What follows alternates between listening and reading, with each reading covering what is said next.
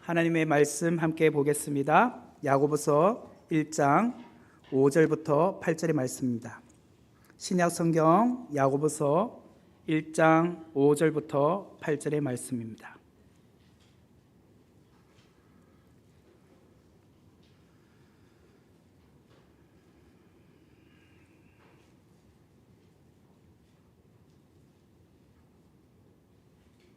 (370페이지) 야고보서 1장 5절에서 8절 말씀 제가 봉독해 드리겠습니다.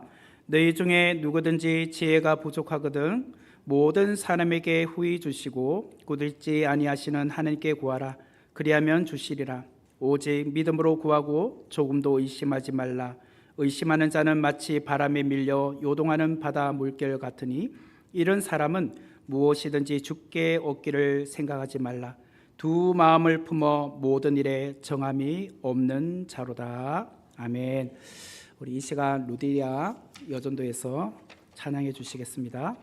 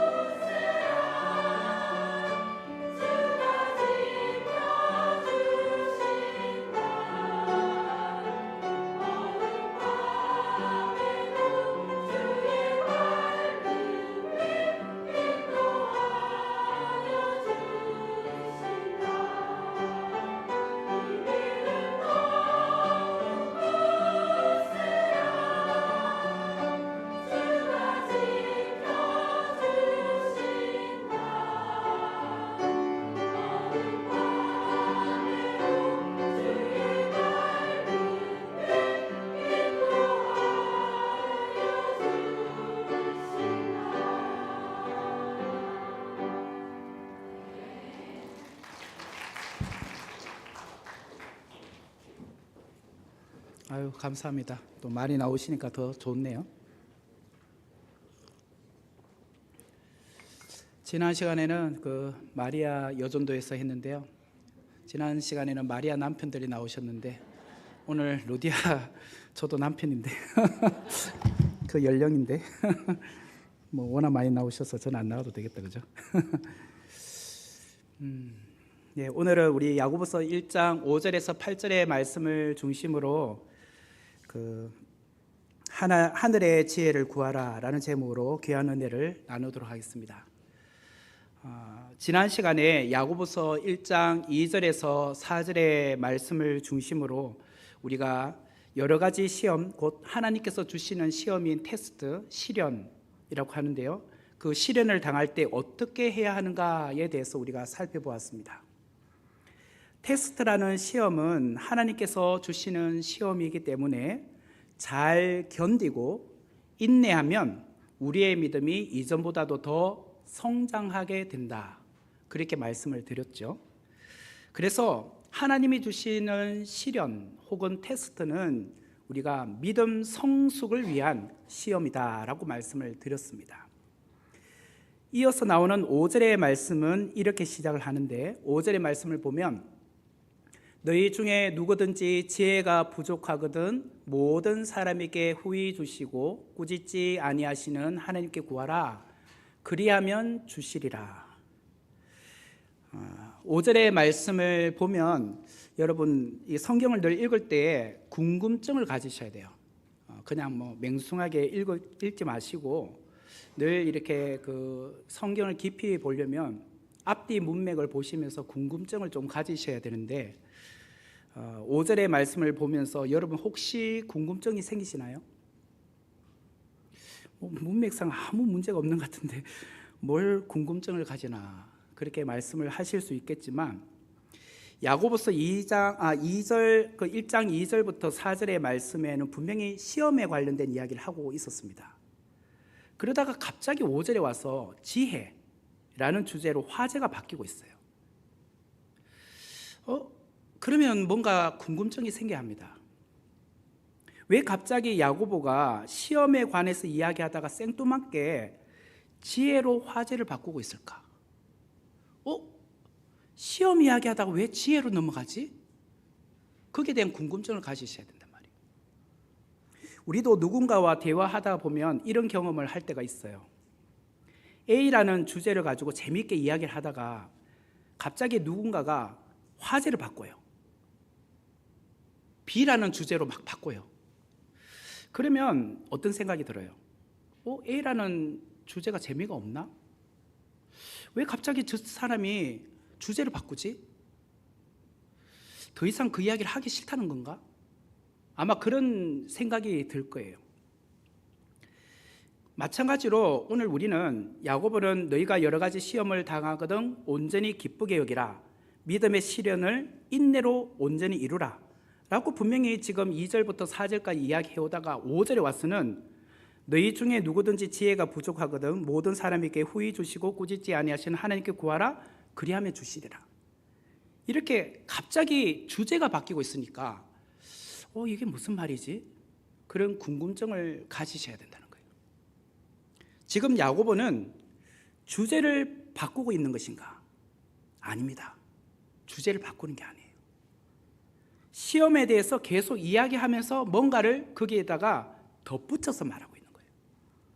무슨 말이냐면 성도가 이 세상에서 여러 가지 시험과 시련을 당할 때에 그 시험을 이기고 극복하는 길을 알려주고 있는 거예요. 그 시험을 극복하는 길이 무엇이냐? 5절의 말씀이다 라는 거예요. 다시 말하면 우리가 이 세상에서 여러 가지 시험 혹은 시련을 당할 때 그 시험을 극복하는 방법은 지혜에 있다 이 말이에요. 지혜에 있다. 아마도 많은 성도님들은 5절의 말씀을 굉장히 좋아할 겁니다. 누가 많이 좋아하느냐 하면 고3 수험생을 두신 부모님 혹은 고3 학생들 야고보서 1장 5절 말씀 얼마나 좋습니까? 거기다 형광펜 쫙쫙 꺼야죠. 올해 특별히 내게 주시는 말씀 주여 저에게 지혜를 주십시오. 누구든지 지혜가 부족하거든 모든 사람에게 후히 주시고 꾸짖지 않으시는 하나님께 구하라. 그리하면 주시라고 하시지 않으셨습니까? 이대로 될 줄 믿습니다. 막 그러면서 우리는 간절하게 이 말씀 붙들어야죠, 그죠? 그래요. 딱 그 말씀만 보면 틀린 게 하나도 없습니다. 하지만 항상 우리가 성경을 읽을 때 딱 그 말씀만 보면 안 됩니다. 앞뒤 문맥을 보셔야 돼요. 앞뒤 문맥. 앞에 구절에서는 어떻게 내려오다가 갑자기 이 지혜라는 말이 나왔을까? 그냥 5절만 읽었고 우리가 기도하면 주님 공부 잘하기를 원해서 정말 지혜가 필요해요. 우리 아들, 우리 딸, 우리 손주에게 지혜를 주옵소서. 저에게 지혜를 주옵소서.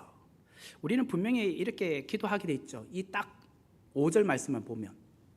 그게 틀렸다고는 제가 말씀 안 드렸습니다. 하나님의 말씀 틀린 게 어디 있습니까? 다 맞죠. 그러나 2절부터 4절의 말씀과 연결해서 오늘 5절을 보면 분명히 지혜라는 단어가 나오기 때문에 이거는 앞에 나오는 시험과 무슨 연관이 있기 때문에 지혜로 넘어가는구나, 이렇게 생각을 하셔야 된다는 거예요. 2절에서 4절의 말씀은 여러 가지 시험을 당하거든 이라고 분명히 이야기하고 있습니다. 그리고 이어서 5절은 너희 중에 누구든지 지혜가 부족하거든 이라는 말씀으로 이어가고 있습니다. 그러므로 5절에서 말하는 지혜는 공부를 잘하게 해달라는 지혜를 말하는 것보다는 시험을 당할 때 그 시험을 인내로 온전히 이루기 위한 지혜, 그 지혜를 달라고 오늘 말하고 있구나, 이렇게 보셔야 된다는 거예요. 야고보는 도무지 이해가 되지 않았어요. 시험을 당할 때, 시련을 당할 때. 우리도 그렇지 않습니까? 이해할 수 없는 시련, 시험이 오잖아요. 그럴 때 우리는 어떻게 기도합니까? 하나님, 이 상황 극복하게 해주세요. 이 상황 주님 바꾸어 주세요. 제가 원하는 방법대로 되게 해주세요. 극적으로 해결되게 해주십시오. 반전되게 해주십시오. 그렇게 기도하잖아요. 그런데 그것보다 정말 중요한 것은 지혜를 달라고 간구해야 된다는 거예요. 지혜를 달라.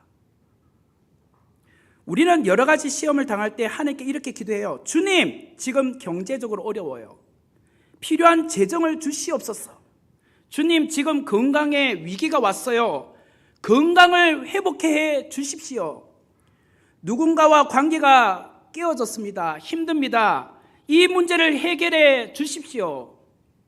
우리는 여러 가지 시험을 당할 때 그 시험을 해결해 달라고 하나님 앞에 기도합니다. 하지만 오늘 본문인 5절의 말씀이 우리에게 말씀하고 싶어하는 것은 사건의 극적인 해결, 문제 해결을 위한 기도가 아니라는 거예요. 이 문제 해결을 해 나감에 있어서 하나님이 주시는 지혜가 필요합니다.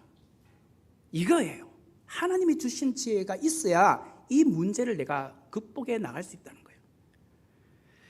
그러므로 지혜는 인생의 처세술이나 어떤 문제를 해결하기 위한 해법 혹은 공식을 의미하는 것이 아니에요.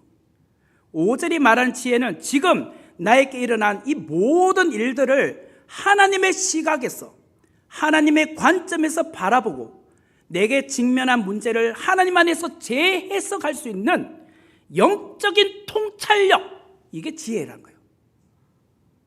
지금 눈에 보이는 대로, 귀에 들리는 대로 반응하는 것이 아니라 그 시련과 시험 속에 담겨있는 하나님의 뜻은 무엇인가? 하나님께서 왜 이 시험을 허락하셨을까? 그 목적이 무엇인가? 하나님의 관심이 무엇인가? 하나님의 시선이 과연 무엇이냐란 말인가? 그런 영적인 분별력, 이것이 지혜라는 거예요. 그것을 달라고 기도하는 거예요. 우리 성도 중에는 오랜 기간 남편이 아파서 마음 아파서 힘들어하시는 우리 여자 성도님들도 계실 겁니다. 왜 사랑하는 남편에게 이런 시련이 찾아왔을까? 왜 이 시험이 와서 함께 신앙생활 할 수 없을까? 이해할 수 없는 이 시련 앞에 그저 한숨만 쉬고 막연하게 하나님의 뜻을 알지 못해 하루하루 그냥 살아가고 있는 분들도 계십니다. 그래서 여러 가지 시험을 당할 때 우리에게 정말 필요한 것은 하나님의 지혜입니다. 하나님의 영적인 안목이 무엇인가? 하나님께서 왜 내 남편에게 이런 고난을 주셨을까요? 하나님 왜 하필이면 내게 이런 어려움을 주시는 겁니까? 그것을 영적으로 볼 수 있는 지혜, 이걸 달라고 기도하는 거예요. 이사야서 55장 8절과 9절의 말씀을 보면 이는 내 생각이 너희의 생각과 다르며 내 길은 너희의 길과 다름이니라. 여호와의 말씀이니라. 이는 하늘이 땅보다 높음 같이 내 길은 너희의 길보다 높으며 내 생각은 너희의 생각보다 높음이니라. 때로는 우리는 나의 생각과 나의 길이 하나님의 생각과 하나님의 길과 너무나도 달라서 힘들어하고 괴로워하고 낙심되고 또 때로는 하나님께 불평하고 원망할 때가 있습니다. 그런데 솔직히 말해 봅시다. 우리는 하나님의 생각과 다르고 싫어하고 왜 하나님 내 생각과 달라요? 라고 말하지만 사실 하나님의 생각과 내 생각이 같으면 그게 하나님이십니까? 한번 질문해 보세요. 하나님의 생각과 내 생각이 늘 똑같다, 내가 가는 길이 곧 하나님의 길이었다 라고 하면 그분이 하나님이시냐 말이에요. 내 수준이잖아요. 하나님은 창조주시고 나는 피조물인데 창조주와 피조물인 내가 생각이 늘 똑같아. 그러면 왜 그분한테 기도합니까? 나보다 차원이 높고 나보다 정말 월등하고 나보다 높으니까, 내가 의지의 대상이니까 기도하는 거 아닙니까? 그런데 늘 우리는 그렇게 생각해요. 내 생각과 하나님의 생각 왜 이렇게 달라? 내 길과 하나님의 길이 왜 이렇게 달라? 같으면 하나님이 아니죠. 같으면 내가 왜 그분에게 기도합니까? 왜 그분을 의지합니까? 다르기 때문에 하는 거 아닙니까? 그리고 내 생각보다 그분의 생각이 높기 때문에, 깊기 때문에, 훨씬 넓기 때문에 기도하는 거 아닙니까? 그걸 아셔야 돼요. 자꾸 우리는 왜 하나님 내 생각과 달라요? 하나님 왜 내 길과 달라요? 자꾸 그렇게 생각하면 하나님을 나의 수준으로 내리는 거예요. 내 생각과 내 길이 맞다고 하나님 생각과 똑같다면 나는 하나님 믿을 필요가 없어요. 의지할 필요가 없다는 거예요. 내 수준인데 굳이 왜 하나님을 의지할 필요가 있느냐 말이에요. 하지만 하나님은 우리의 생각보다 훨씬 높고 크신 분입니다. 그래서 지혜가 필요한 거예요. 여기서 말하는 지혜는 인생의 처세술, 학문을 통해서 습득하고 경험으로 알아내는 그 지식이 아니라고 말했습니다. 하나님의 지혜, 하늘의 지혜라고 말씀을 드렸어요. 그 하늘의 지혜를 달라고 우리가 얼마나 간절하게 기도해 오고 있느냐 말이에요. 특별히 고난 가운데 있는 분들, 여러 가지 시험을 당하고 있는 분들은 정말 필요한 것은 하늘의 지혜예요. 그래야, 그 지혜를 알아야 지금 내가 겪고 있는 이 시험, 이 시련을 인내로 온전히 이룰 수 있는 거예요. 5절의 말씀은 분명히 말합니다. 너희 중에 누구든지 지혜가 부족하거든. 어떤 사람에게는 지혜가 필요하고 어떤 사람에게는 지혜가 필요하지 않다라는 것이 아니라 너희 중에 누구든지 모든 사람에게는 하나님이 주시는 지혜가 필요하다고 말하고 있어요. 내가 지혜가 부족하다고 생각이 든다면 모든 사람에게 후히 주시고 꾸짖지 아니하시는 하나님께 구하라. 그리하면 주시리라. 이 말씀 믿으셔야 돼요. 하나님께 지혜를 구한다고 해서 왜 구하느냐라고 하나님께서 꾸짖지 아니하세요. 야, 어제도 그 기도 구했잖아. 어제도 내게 귀찮게 그거 달라고 말했지. 내가 어제 분명히 너에게 지혜 줬지. 그런데 또 달라고? 제발 이제 그만하자. 이렇게 정말 귀찮아하신 분이 하나님이 아니시라는 거예요. 하나님은 언제든지 내가 지혜가 필요합니다 라고 구하면 후히 주시고 꾸짖지 아니하시는 분. 그러므로 오늘 우리에게 정말 필요한 것은 하늘의 지혜다. 이 자리에 고난을 겪고 있는 분 계시죠?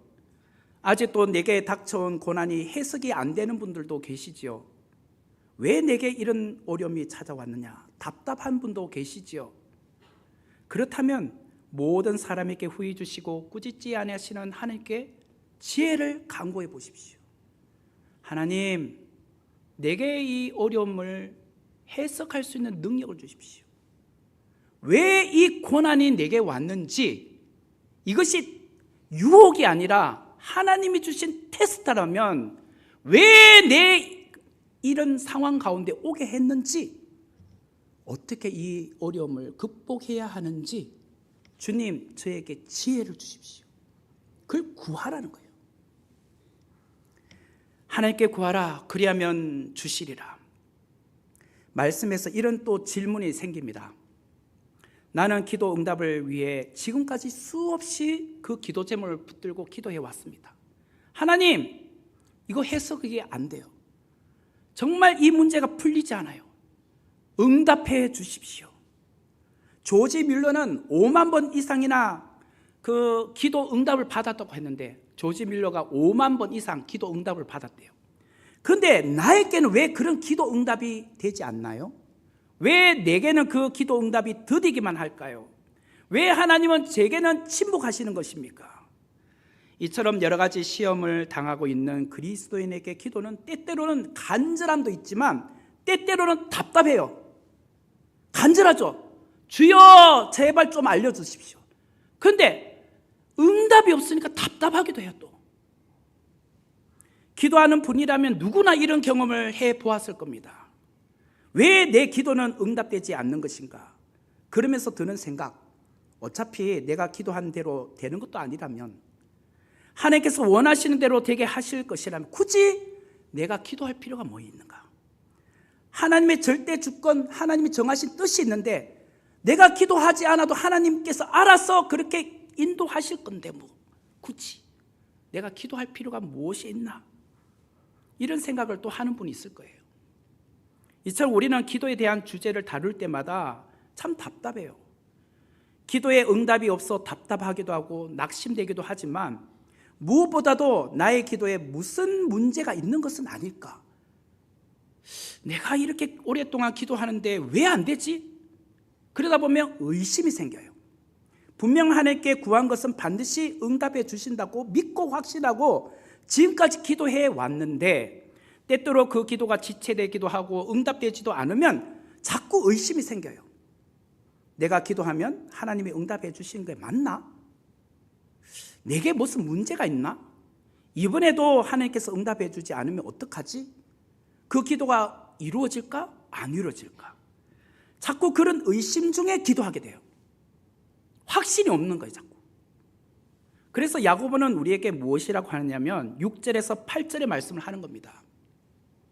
오직 믿음으로 구하고 조금도 의심하지 말라.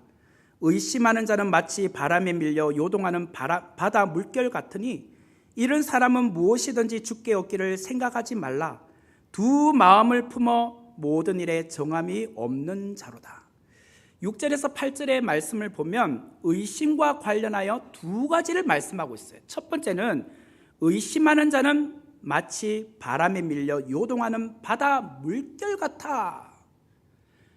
바다에 가보면 그 파도가 출렁출렁 이렇게 움직이지 않습니까? 치지 않습니까? 마치 그것처럼 내 믿음이 자꾸 흔들린다는 거예요. 의심이 든다는 거예요. 또한 두 번째는 두 마음을 품어 모든 일에 정함이 없는 자다. 이렇게 의심에 대해서 이야기해요. 갈지자로 걷고 있다는 거예요.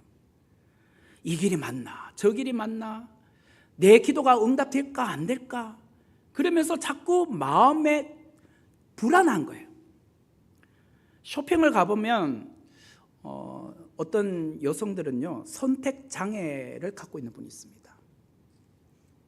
뭐 혹시 여러분들 중에 그런 분이 있는지 모르겠지만 1시간 이상 동안 쇼핑을 합니다. 자기가 사고 싶은 그 코너에 가서 있잖아요. 계속 옷을 봐요. 입어봤다가 또 벗어봤다가 옷을 거울에다 대봤다가 그리고 또 다른 사람들 괜찮은가 확인도 해보고 그래놓고 있잖아요. 결국은 못 사고 나와요. 그런 분 있죠. 결국 있잖아요. 집에 와서 후회해요. 아유, 빈손 온 거잖아요. 또 분명히 보니까 그게 더 좋았던 것 같은데. 또 그래서 며칠 뒤에 가보면 그 옷 없어 이제. 그런 사람이 있잖아요. 저는요 절대로 그 있잖아요. 그 뭐 선택 장애 없어요. 저는 딱 목표 지향적이에요. 딱 들어가면 5분 안에 끝내고 나옵니다.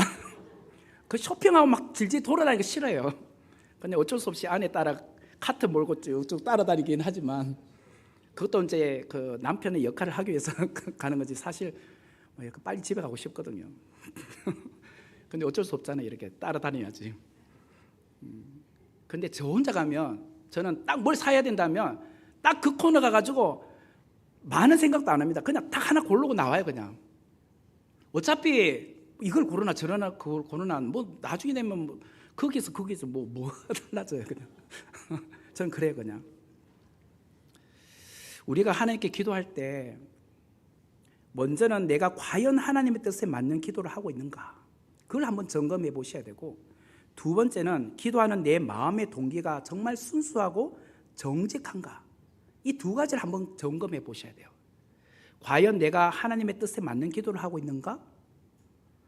내 마음의 동기가 정말 순수하고 정직하게 하고 있는가? 그걸 먼저 점검해 보셨다면 우리가 정말 기도할 때 의심하지 말아야 돼요. 내가 기도한 대로 이루어질 것인가 안 이루어질 것인가, 또는 하나님께서 이번에 기도한 것을 응답해 주실까 응답해 주지 않을까, 이런 것에 대해서 절대로 의심할 필요가 없어요. 우리가 기도 중에 정말 의심하지 말아야 될 것은 하나님의 선하심 때문이에요. 하나님이 하시는 일은 언제나 옳아요. 절대로 의심할 필요가 없는 것이 하나님의 선하심 때문이에요. 하나님은 오늘도 내게 가장 좋은 길로, 가장 완전한 길로 이끄시고 인도하고 계시잖아요. 그걸 믿지 않습니까? 그런데 왜 의심합니까? 하나님이 그렇게 우리를 가장 좋은 길로, 완전한 그런 길로 인도하고 계시다면 우리는 그 하나님을 절대적으로 믿어야 된다는 거예요. 요셉은 형들의 미움으로 애굽에 팔려갔습니다. 요셉이 애굽에 가서 계속 끊임없이 형들에 대한 미움을 갖고 내가 언젠가 복수하리라, 이 감옥에서 나가면, 이 노예에서 해방되기만 하면 반드시 형들을 죽여버릴 거야, 이런 생각한 것이 아니에요. 하나님께서 내게 꿈을 주셨는데 그 꿈이 개꿈이었나? 분명히 하늘의 별, 11별들이 내게 절한다고 했잖아. 11개의 볕단들이 내게 절한 것으로 내가 꿈을 꿨는데, 그걸 가지고 형들에게 자랑까지 했는데 그게 개꿈이었나? 그게 아니잖아요. 의심이 들 수도 있지만 그런 의심을 버렸어요. 오히려 요셉은 하나님의 선하심을 믿었어요. 하나님이 하시는 일은 언제나 옳다, 그걸 믿었다는 거예요. 그러했기 때문에 창세기 50장 20절 말씀에 이렇게 고백하잖아요. 당신들은 나를 해하려 하였으나 하나님은 그것을 선으로 바꾸사 오늘과 같이 많은 백성의 생명을 구원하게 하시려 하셨나이니. 그 형들이, 그 아버지 야곱이 죽고 나서 이제 요셉이 우리를 죽이면 어떡할까 라고 걱정하고 있을 때 요셉이 그 형들에게 했던 말이에요. 당신들은 나를 해하려고 하였으나 하나님은 그것을 선으로 바꾸사, 선하신 분이라고 하잖아요. 오늘과 같이 많은 백성의 생명을 구원하게 하시려 하셨다, 이렇게 고백을 하잖아요.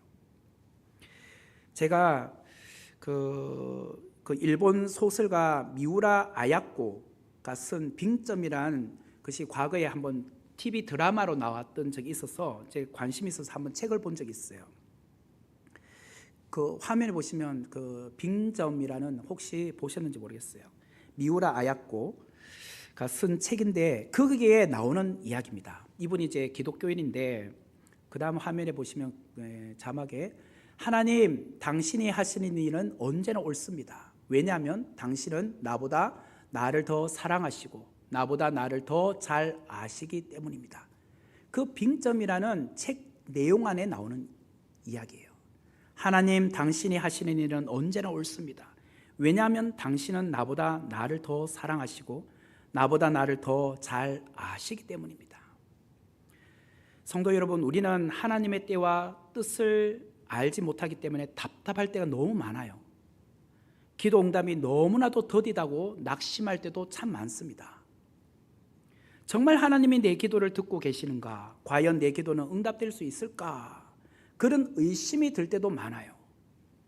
하지만 우리가 놓치지 말아야 될 것, 그것은 오직 믿음으로 구하고 조금도 의심하지 말라는 거예요.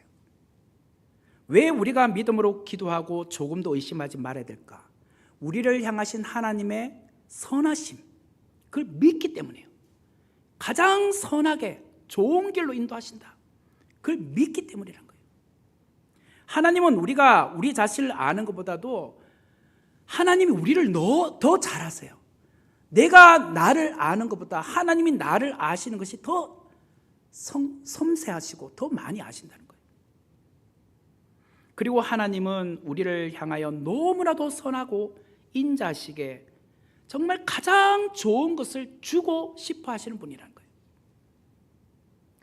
우리가 아무리 사방으로 우겨쌈을 당하고 있을지라도, 우리가 답답한 일로 낙심 가운데 있을지라도, 우리가 박해를 받고 세상 사람들로부터 버림받고 있다 할지라도 절대로 하나님은 우리를 버리지 않으신다. 그분의 사랑은 한이 없으시다. 이러한 하나님의 사랑을 우리가 믿어야 된다는 거예요.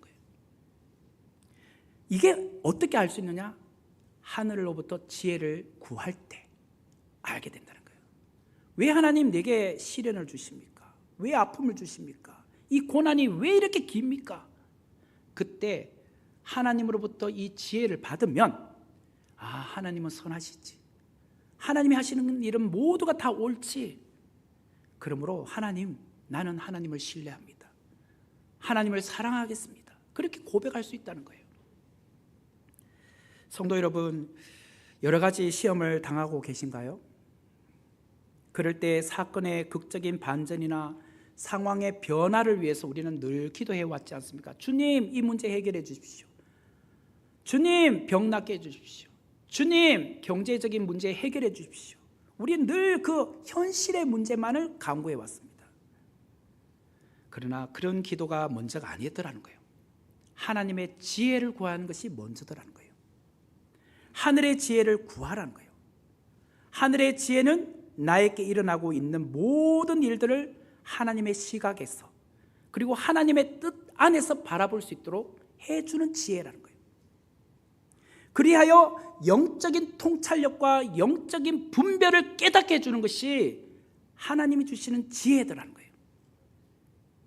그러면 그 지혜를 받으면 내 기도가 응답되든 응답되지 않든, 내 기도가 드디 응답되든 우리는 그것으로 인해 초조하지 않습니다.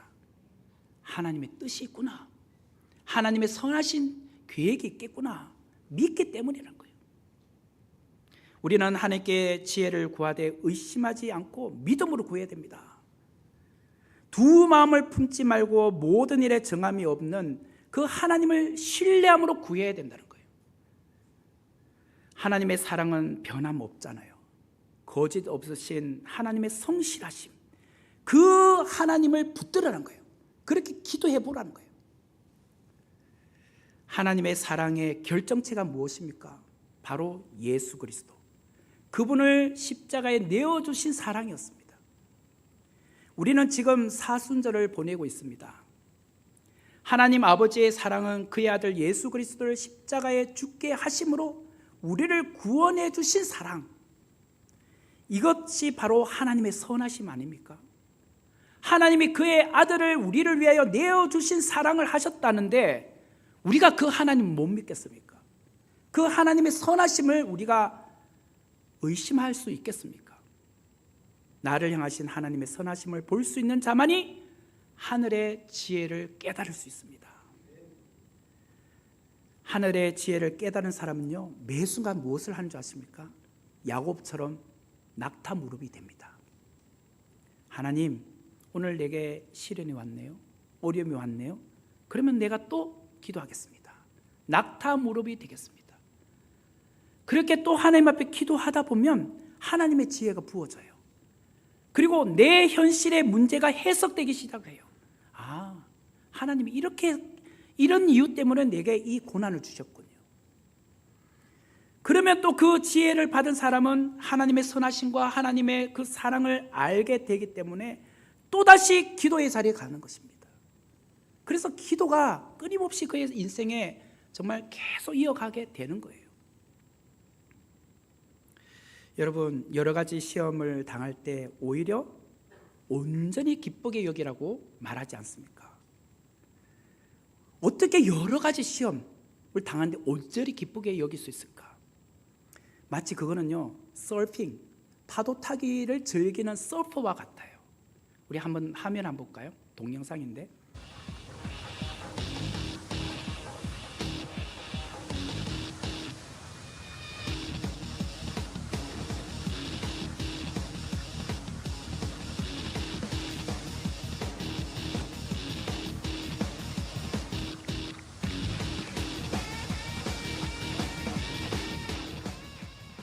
네, 더 보고 싶지만 짧게 했습니다.